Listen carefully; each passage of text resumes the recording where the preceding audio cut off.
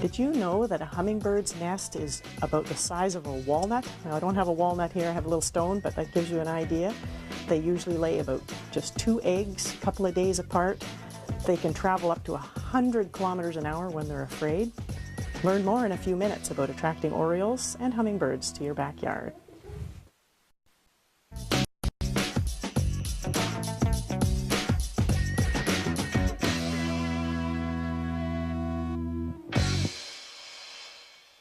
Hi, I'm Brenda from the Avant Garden Shop, and welcome to another episode of The Garden Gate. Today I'm going to talk a little bit about hummingbirds and orioles because they are back in our area, or almost back, and we have a lot of questions at this time of year about hummingbirds especially, and orioles. So hummingbirds, they migrate from Mexico all the way up to southern Canada. They don't see them so much further north, but we definitely see the ruby-throated here in Ontario. So I suggest to people to have their hummingbird feeders out by May 1st, usually sort of early May, and then bring them back in sort of September long weekend. So that's an easy way to remember.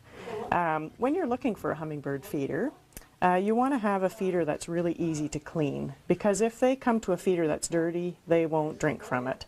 So this feeder pops apart really easily, so you can clean it very easily. It comes with a nice little brush, so you can clean the openings, which is also really important. And this one also comes with a little section here that's called an ant moat. So you fill this part with water, and then when the ants come in, they can't crawl across the water. They'll drown, they can't swim.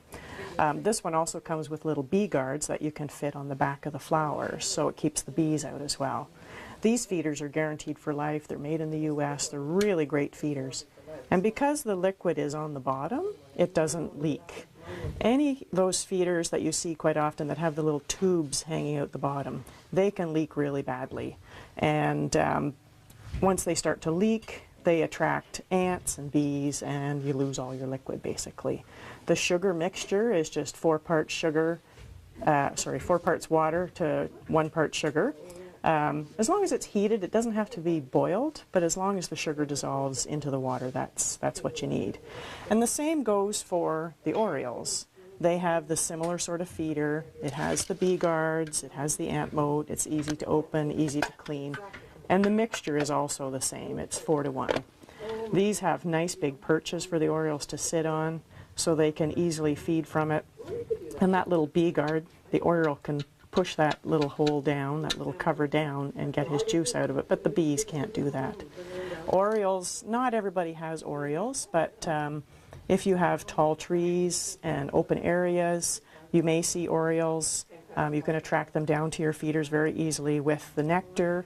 They also love fruit, so orange slices. They love grape jelly, and there are special feeders that you can actually put grape jelly into as well. So that's a great way to attract the orioles. But they'll be flying along the edges of rivers, open areas. They don't tend to go into deep forests, but they do come to more open areas like I suggest. When it comes to hummingbirds, a great way to attract them is obviously with the feeder, but also if you've never had them, you can hang out some red flags, red ties, something that will catch their attention. Plus there are lots of flowers that the hummingbirds like, which is, the best way to attract them to your garden. So things like fuchsia, hanging geraniums, the trumpet vine, and those sorts of things. Anything with a really nice tubular flower, the hummingbird really loves those. So this is another nice feeder. It's not bee-proof, but it is a nice decorative feeder. A lot of people like this as a gift. It does open. You can take the bottle off. This piece splits into 2 pieces. But one thing to notice is the flowers are red. They're not yellow. A lot of hummingbird feeders have yellow plastic flowers, and the bees are attracted to that. So I really try and avoid anything with yellow on it. The hummingbirds love red, so stick with red. The orioles love orange, so stick with orange.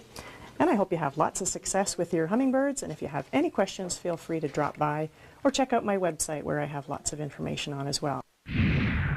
The Garden Gate is brought to you by the Avant Garden Shop, your destination for gardening accessories and backyard birding supplies.